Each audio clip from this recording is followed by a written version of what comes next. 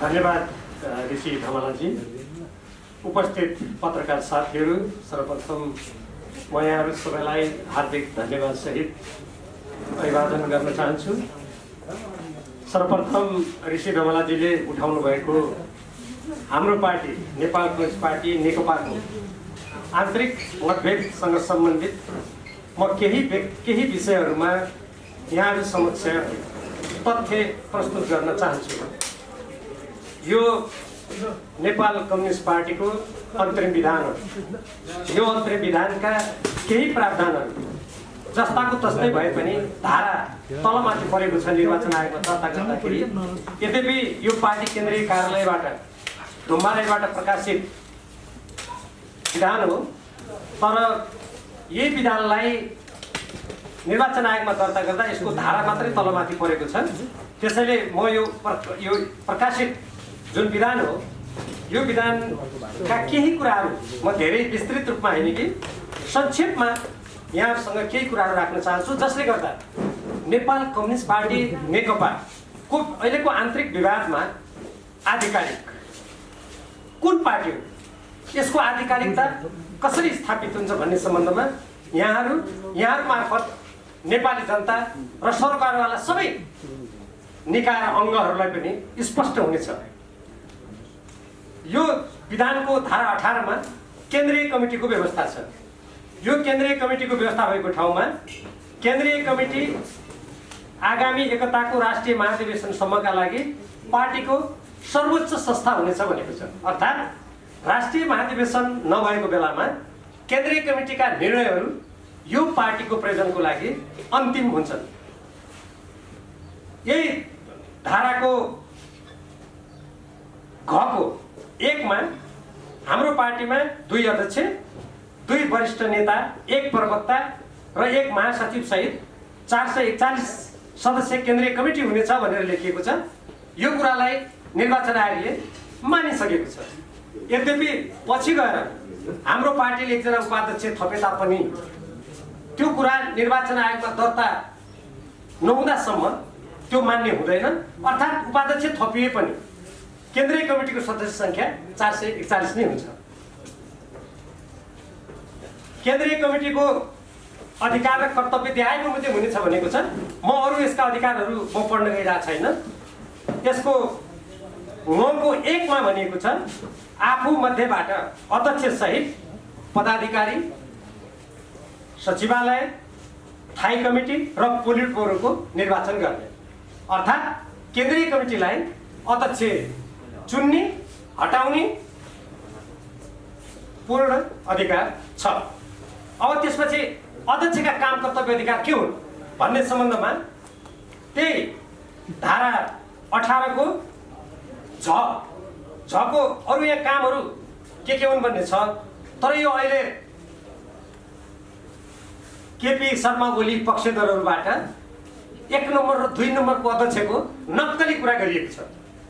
त्यो नक्कली कुरा यो पार्टीको विधानमा देखाउन म चुनौती दिन्छु। तर यहाँ के लेखेको छ, झको 7 मा हेर्नुहोस्, दुवै अध्यक्षले राष्ट्रिय परिषद, केन्द्रीय कमिटी, पोलिट ब्युरो, स्थायी कमिटी र केन्द्रीय सचिवालयको बैठकको संयुक्त रूपमा वा आपसी सल्लाहमा 2 मध्ये 1 ले वा बैठकमा 1 जना मात्र उपस्थित भएमा निजले अध्यक्षता गर्ने। पार्टीका आधिकारिक निर्देशन र पत्राचारमा दुवै अध्यक्षले वा आपसी सल्लाहमा 1 अध्यक्षले हस्ताक्षर गर्ने। अब केपी शर्मा ओलीजीका पक्षधरहरू, त्यो गुटका व्यक्तिहरूले यहाँ 1 नम्बर र 2 नम्बर अध्यक्ष भनेको छ भनेर जुन जनतामा भ्रम फैलाइरहेका छन्, त्यो भ्रमको कुनै अर्थ छैन। त्यो निराधार र जनतालाई भ्रमित तुल्याउने र पार्टीका कार्यकर्ता र पार्टी पङ्क्तिलाई भ्रमित तुल्याउने निरर्थक अभ्यास मात्रै हो। अब कसले निर्णय गर्ने त, कसरी निर्णय गर्ने? अहिले यहाँहरू धेरै जस्तो सञ्चार क्षेत्रमा क्रियाशील व्यक्तिहरू र कतिपय बुद्धिजीवीहरूले पनि यसको निर्णय प्रक्रिया के हो भन्ने बारेमा विभिन्न छलफलहरू गरेको म देख्छु। र यो अनुशासनको कारबाही कसरी हुन्छ भन्ने बारेमा पनि म अलिकति भन्नुला। पहिले यसको निर्णय प्रक्रियाको बारेमा म भन्न चाहन्छु। धारा 59 मा बैठकको व्यवस्था छ।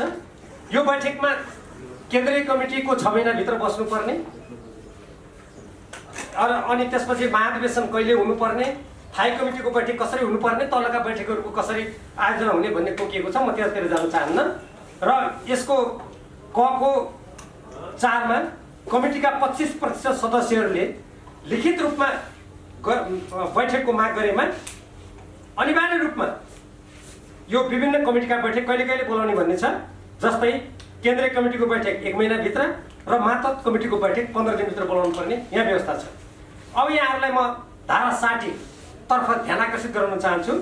धारा 60 मा शीर्षकै लेखेको छ बहुमतको निर्णय पार्टी निर्णय, अनि तल लेखिएको छ एकताको राष्ट्रिय महाधिवेशन अधिवेशन र बैठकहरूमा सबै विषयहरूमाथि छलफल गर्दा जनवादी प्रक्रिया अपनाइनेछ। त्यो जनवादी प्रक्रिया भनेको के हो त्यो यहाँ लेखेको छ। म त्यसलाई पनि संक्षेपमा मात्रै भन्नेछु। निर्णय प्रक्रियामा मत विभाजन भएमा बहुमतको निर्णय पार्टी निर्णय हुन्छ। अब साथसाथै यसमा यो पार्टीको संगठनात्मक सिद्धान्त र पद्धति, मैले जनवादी पद्धति भने, त्यो जनवादी पद्धतिको अध्याय 12 को धारा 55 मा व्याख्या गरिएको छ र यसको शीर्षक छ संगठनात्मक सिद्धान्त र पद्धति। यो सबै त म पढ्दिनँ, त्यो अघि मैले भनेको कुरासँग सम्बन्धित कुरा मात्रै म भन्छु। यहाँ लेखिएको छ जनवादी केन्द्रीयता पार्टीको संगठनात्मक सिद्धान्त हो। पार्टीको संगठनात्मक जीवनमा व्यक्ति कमिटीको मातहत, अल्पमत बहुमतको मातहत, तल्लो कमिटी माथिल्लो कमिटीको मातहत, सबै संगठन तथा कमिटीहरू केन्द्रीय कमिटीको मातहत, केन्द्रीय कमिटी राष्ट्रिय महाधिवेशनको मातहत र महाधिवेशन प्रतिनिधि मार्फत संगठित सदस्यहरूको मातहत हुनेछ। यसबाट के स्पष्ट भयो भने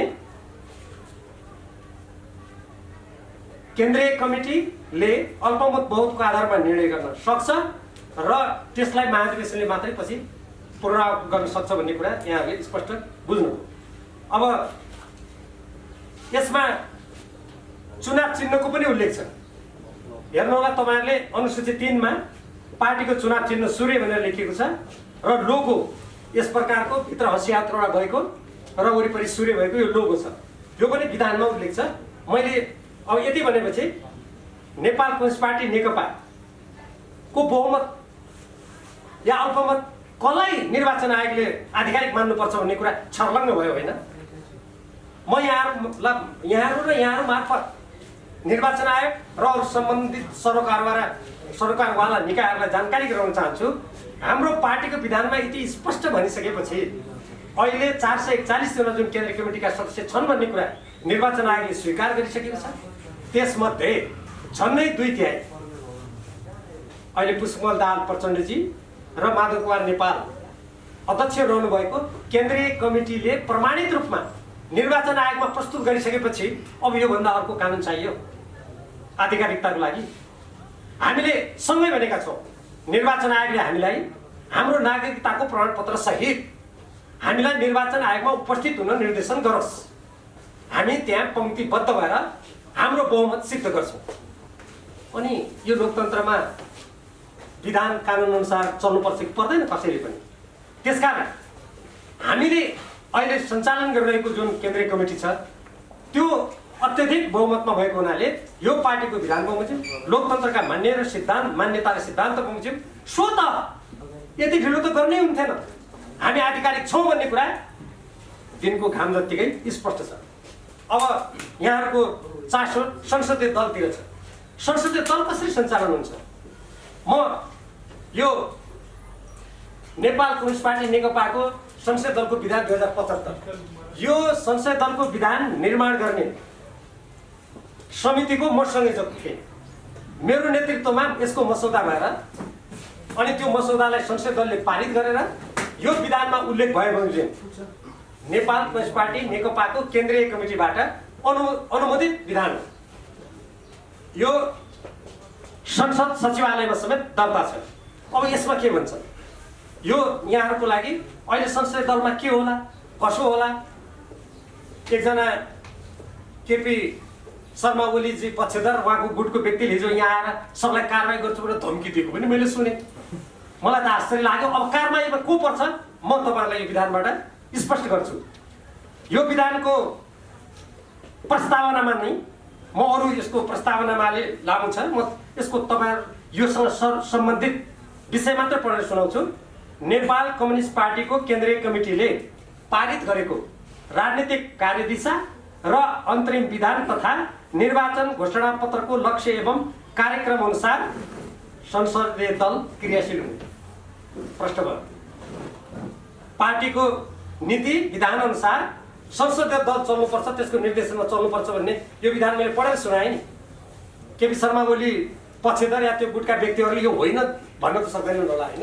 यति तथ्य मैले सोझै राखिसकेपछि अब यसको भाग 1 यो विधानको धारा 1 मा संक्षिप्त नाम र प्रारम्भ भन्ने छ। त्यसको 2 मा लेखिएको छ यो विधान संघीय संसदीय दलले पारित गरी नेपाल कम्युनिस्ट पार्टी केन्द्रीय कमिटीले अनुमोदन गरेको मितिदेखि लागू हुनेछ। कहिले अनुमोदन गरेको छ? जस अनुसार 2075 पौष 11 गतेदेखि लागू हुनेछ। भनेपछि केन्द्रीय कमिटीको मातहतमा यो छ भन्ने कुरा प्रश्न भयो होइन। किनभने यो विधान अनुमोदन गर्ने नै नेपाल कम्युनिस्ट पार्टी नेकपाको केन्द्रीय कमिटी हो। अब त्यसपछि हिजो तपाईहरुले सुन्नु भएको कतिपय कुरा खण्डन कसरी हुन्छ म त्यो भन्छु। यो संसदीय दलको भाग 2 मा हेर्नुस्, संसदीय दलको गठन। संसदीय दलको गठनको धारा 4 को उपधारा 1 को ख मा स्पष्ट रूपमा भनेको छ पार्टीको नीति, सिद्धान्त, कार्यक्रम र वैधानिक व्यवस्थालाई मान्ने राष्ट्रिय सभाका सदस्यहरू। यो राष्ट्रिय सभाका सदस्य माथिल्लो उसका भए प्रतिनिधि सभाका पनि पार्टीको तर्फबाट प्रतिनिधि सभा र राष्ट्रिय सभामा निर्वाचित सदस्यहरू भन्नाले पार्टीको नीति प्रणाली विधिलाई मान्ने सदस्यहरू यसका संसदीय दलका सदस्य हुन्छ। यसको अर्थ हो उनीहरूले पार्टीको निर्देशन नीति मान्नुपर्छ।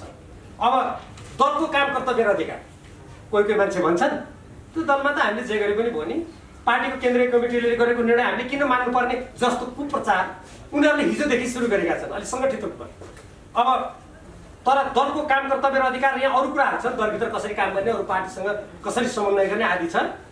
यो दलको काम कर्तव्य अधिकारको ठमा के लेखेको छ? पार्टीको नीति तथा कार्यक्रमलाई कार्यान्वयन गराउने। स्पष्ट भएन? पार्टीको नीति तथा कार्यक्रमलाई कार्यान्वयन गराउने भनेपछि पार्टीको कुरा मानेर चल्नु पर्यो नि। यदि पार्टीको नीति कार्यक्रम विपरीत गयो भने त्यस्तो व्यक्तिलाई पार्टीले कारबाही गर्न सक्छ। अब सदस्यहरूको काम कर्तव्य अधिकार, यो दलको काम कर्तव्य अधिकार हो।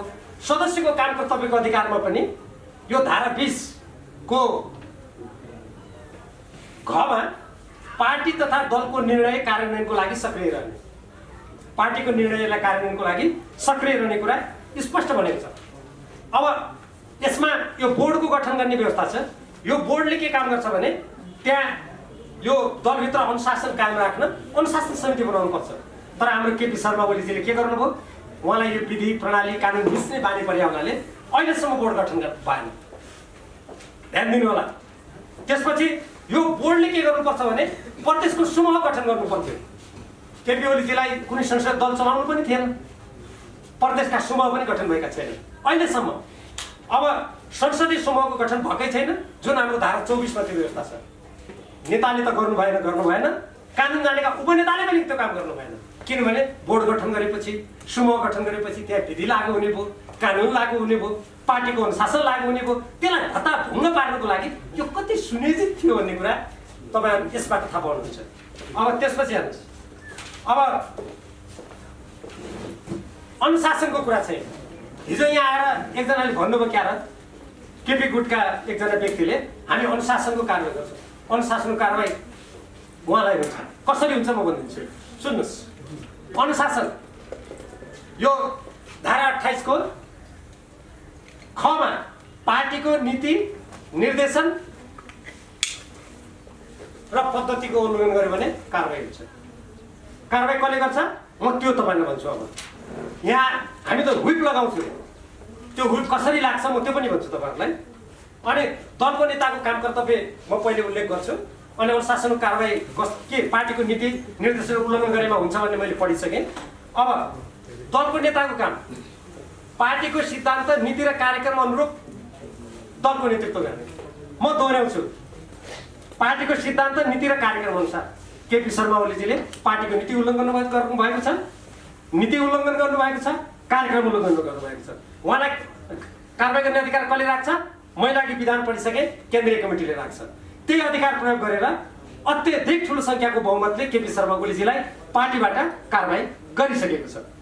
अब त्यसपछि यही दलको नेताको काम कर्तव्य र अधिकारको 6मा भनेको छ पार्टी र संसदीय दलबीच समन्वय गर्ने।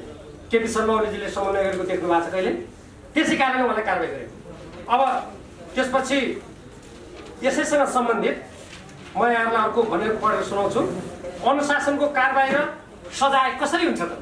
हिजो गणपूरक सङ्ख्या नपुगेर बालुवाटारमा गुटको बैठकलाई केन्द्रीय कमिटी भन्न नहिचकिचाउने, त्यो लोकतन्त्रको उपहास हो। त्यस्तो व्यक्तिबाट म प्रमुख सचेतक भएँ भन्नेले यहाँ सबैलाई के भन्नुभएको छ भने कारबाही गर्छु भनेर, मैले त्यसो भन्दा तर्सिहाल्छन् कि भनेर उहाँले यहाँ धम्की दिनुभएछ। अब जुन विधानको आधारमा उहाँले कारबाही गर्छु भनेर यहाँ भ्रम सिर्जना गर्न खोज्नु भएको छ, यो विधानको धारा अघि अनुशासन त मैले पढिहालेँ, पार्टीको नीति कसरी मान्नुपर्छ। यसको धारा 30 को म पढेर सुनाउँछु। घ दलको सदस्यता निश्चित अवधिको लागि निलम्बन गर्न सकिन्छ। निलम्बन चाहिँ गर्न सकिने भयो होइन, त्यो दलभित्रै सकिन्छ।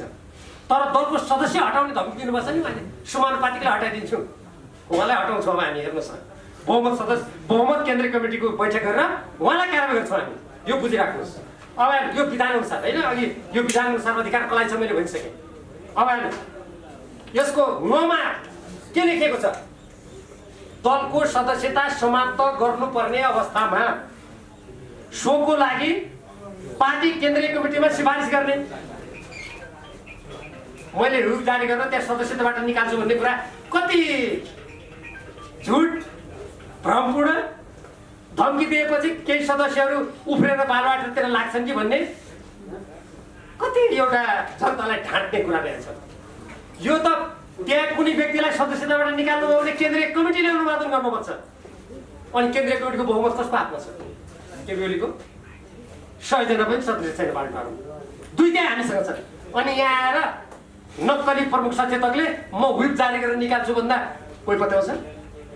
तपाईँहरू परबाट फोकस गरेर कृपया यो अक्षर त्यहाँबाट देखिन्छ भने यो जस्ताको तस्तै प्रसारण गरिदिनु भयो भने त्यो प्रमुख सचेतक पनि छाँगाबाट तल भुइँमा पछारिन्थ्यो कि।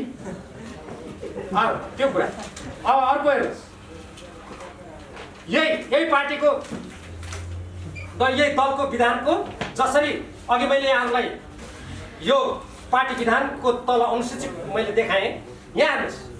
अनुसूची 1 मा पार्टीको छाप, अनुसूची 2 मा दलको झन्डा, त्यसपछि अनुसूची 3 मा दलको लोगो अहिलेको जस्तै र 4 मा चुनाव चिन्ह छ। अनि निर्वाचन आयोगले यो लोगो चुनाव चिन्हको बारेमा निर्णय गरिसक्यो, दलको छापको बारेमा निर्णय गरिसक्यो। अनि महोदय, संसदीय दलको विधानमा नभएको कुरा, पार्टी विधानले अधिकार नभएको कुरा यहाँ उभिएर म कारबाही गर्छु, त्यो होइन। उहाँलाई कारबाही गर्नुको लागि केन्द्रीय कमिटीमा अब म प्रस्ताव गर्छु। अनि लोकतन्त्रमा केन्द्रीय कमिटीको बहुमतले गरेको निर्णय मान्दिने भन्ने कुन चाहिँ निरङ्कुशतावादी आउँदो रहेछ। लोकतन्त्र प्रेमी नेपाली जनताले हेर्नेछन् यहाँहरू जस्तो स्वतन्त्र निर्भीक लोकतन्त्रको लागि लडेका सञ्चारकर्मी साथीहरूले हेर्नुहुनेछ। अब यसको साथसाथै म सर्वोच्च अदालतको फैसलाबारे पनि अलिकति भन्न चाहन्छु। यहाँको हातमा पक्कै पनि यो सर्वोच्च अदालतको फैसला छ भन्ने म विश्वस्त छु। म यसको यो फैसलाको सबै कुरातिर त म जान चाहन्न, तर हाम्रो पार्टीको विवाद सम्बन्धी, संसदीय दलको मतभेद सम्बन्धी ती कुराहरूलाई मात्रै म यहाँ उल्लेख गर्न चाहन्छु। यद्यपि मेरो धृष्टता के होइन भने यहाँहरूले पढ्नु भएको छैन भने मेरो धृष्टता होइन। मैले यहाँ केही व्यक्तिहरूले भ्रम सिर्जना गरेर कारबाही गर्छु, हामी प्रधानमन्त्रीमा बसिरहन्छौँ भन्ने जस्ता अलोकतान्त्रिक, स्वेच्छाचारी, निरङ्कुशतावादी विचारहरू प्रवाह गरेको हुनाले ती व्यक्तिहरूका त्यस्ता भनाइ कति पाखण्डपूर्ण छन्, कति अलोकतान्त्रिक छन्, कति स्वेच्छाचारी छन् भन्ने कुराको पुष्टि गर्नको लागि मात्रै मैले सर्वोच्च अदालतका केही फैसलाका केही वाक्यहरू यहाँ उद्धृत गर्न मात्रै मैले चाहेको हुँ।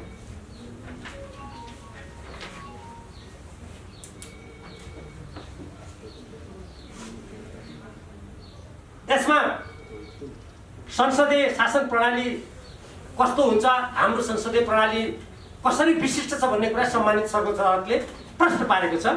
सर्वोच्च अदालतले यस बिचमा हामी जुन सञ्चार क्षेत्रमा, बौद्धिक क्षेत्रमा वा नागरिक समाजको बिचमा, जनताको बिचमा जे विषय छलफल गर्थ्यौँ यो के होला भनेर त्यो सम्पूर्णको प्रश्नको उत्तर सम्मानित सर्वोच्च अदालतले दिएकै छ। हामीले धन्यवाद दिनुपर्छ, किनभने हाम्रा सबै उत्तर प्रश्नहरूलाई अदालतले प्रश्न पारिदिएको छ। अब यसै अनुसार यहाँ एउटा वाक्य त कस्तो छ भने म यो पढेरै सुनाउन चाहन्छु। संविधानमा रहेका सीमा बन्देज अनुसारको कारण आइपरेको अवस्थामा बाहेक संसदीय प्रणालीको आधारभूत मूल्य, मान्यता तथा अभ्यासको आधार ग्रहण गरी अन्य विकल्प हुँदाहुँदै कसैको इच्छा वा आत्मनिष्ठ रूपमा देखेको आवश्यकताका आधारमा आवधिक चुनाव बाहेकको अवस्थामा जनतालाई समेत आर्थिक दायित्व पर्ने गरी प्रतिनिधि सभा विघटन गरिनु संविधानको मर्म र उद्देश्य नहुँदा त्यस्तो कार्य संविधान सम्मत हुँदैन। हाम्रा प्रधानमन्त्रीजी देशलाई आर्थिक भार बिहोर्ने, संविधान विपरीत काम गर्न कति अगाडि बढ्नु भएको रहेछ भन्ने कुरा यो फैसलाले स्पष्ट गरेको छ होइन। अब उहाँ संसदीय दलमा त्यो गर्न खोज्दै हुनुहुन्छ, तर जसरी सम्मानित सर्वोच्च अदालतले यो फैसलाबाट उहाँको काम असंवैधानिक भनेर स्पष्ट भाषामा भन्यो, यो दलको विधानले पनि उहाँ र यसको अपव्याख्या गर्ने उहाँले नियुक्त गरेका को छन् उहाँहरूलाई यस्तै जवाब प्राप्त हुनेछ। अब यसको अर्को एउटा महत्त्वपूर्ण कुरा छ, यो संसदीय दलमा पनि यो कुरा आकर्षित हुन्छ। सर्वोच्च अदालतले फैसलाको यो बुँदा नम्बर 3 मा भनेको छ, सार्वभौम सत्ता सम्पन्न जनता समक्ष आफू जनताको प्रतिनिधित्व गर्दै सरकार बनाउने प्रतिबद्धता साथ चुनावमा भाग लिई जनप्रतिनिधिको रूपमा चुनिएर जाँदा त्यस्ता जनप्रतिनिधिहरूको दलले संसदमा बहुमत प्राप्त गरेको अवस्थामा त्यस्तो बहुमत प्राप्त संसदीय दलको नेतासँग सरकार बनाउने र राज्य सञ्चालन गर्ने बाहेक अन्य कुनै संवैधानिक विकल्प नै रहँदैन। चुनावमा जनताबाट बहुमत प्राप्त गरेपछि संसदीय दलको नेता चयन गरी प्रधानमन्त्री दिनु त्यस्तो संसदीय दल र दलका प्रत्येक निर्वाचित जनप्रतिनिधिको संवैधानिक कर्तव्य नै हुन्छ। हुन जान्छ भने संसदीय दलको नेताको हैसियतले नियुक्त भएका प्रधानमन्त्री तथा मन्त्री परिषद संसदप्रति उत्तरदायी भई तथा राज्य सञ्चालन गर्नु संवैधानिक नैतिकताको विषय पनि हो। यसको अर्थ के हुन्छ? संवैधानिक नैतिकता केपी शर्मा ओलीजीले राख्नु भएन। उहाँ संवैधानिक रूपमा उहाँले जे काम गर्नुभयो अनैतिक काम पनि गर्नुभयो भन्ने कुरा यसले स्पष्ट भन्यो होइन। अब यो दलको विधान मिचेर अर्को अनैतिक काम गर्न खोज्दै हुनुहुन्छ, त्यो काम पनि यहाँ जसरी रोकियो त्यसै गरी रोकिन्छ। अब यसको म एउटा कुरा मात्रै भन्छु, त्यसपछि म अघि उहाँले उठाएका अरू प्रश्नहरूमा एकदम संक्षिप्त रूपमा जान्छु।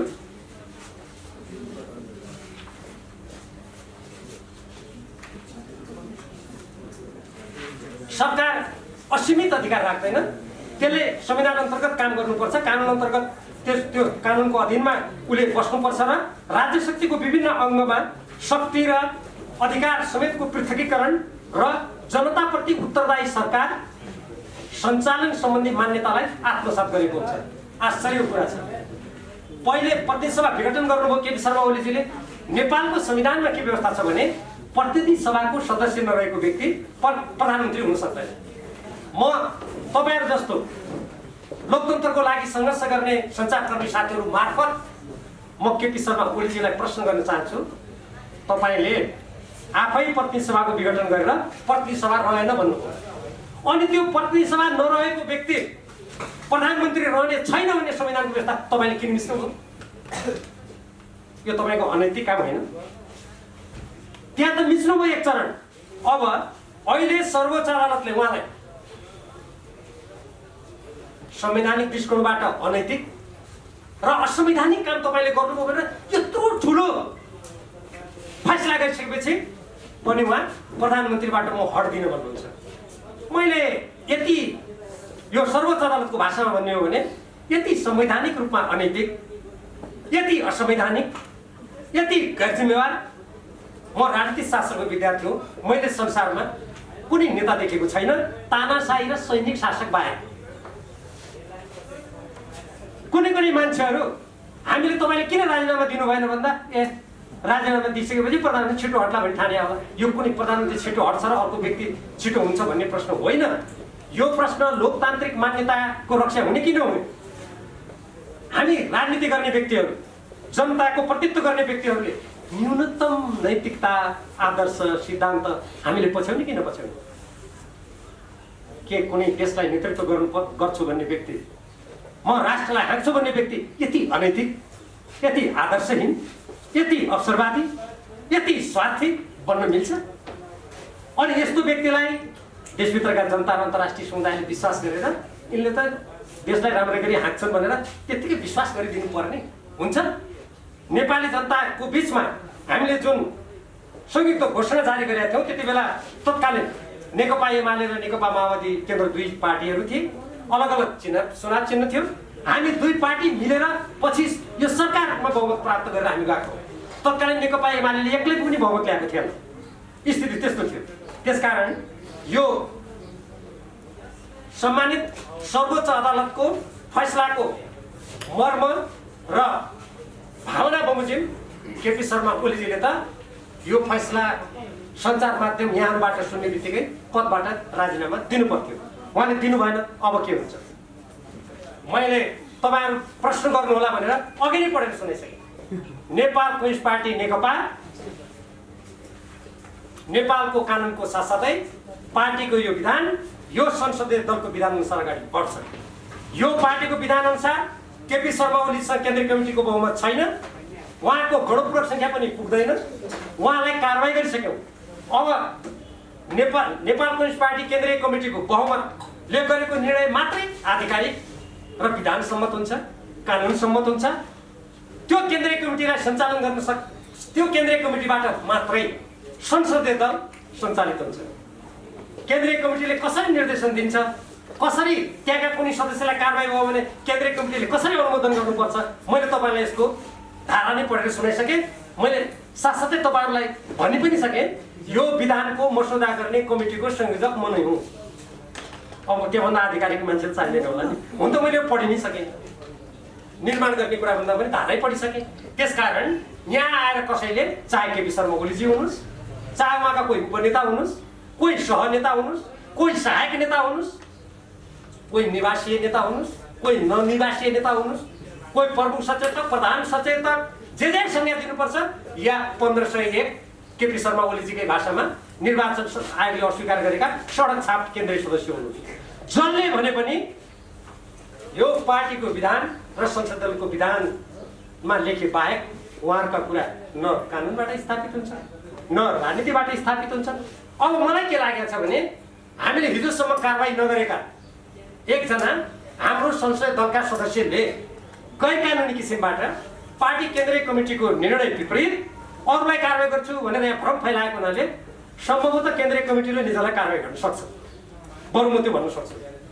त्यो अहिले नै मैले कारवाही गर्छु भन्नु त मिल्दैन, त्यो कमिटीको कुरा हो।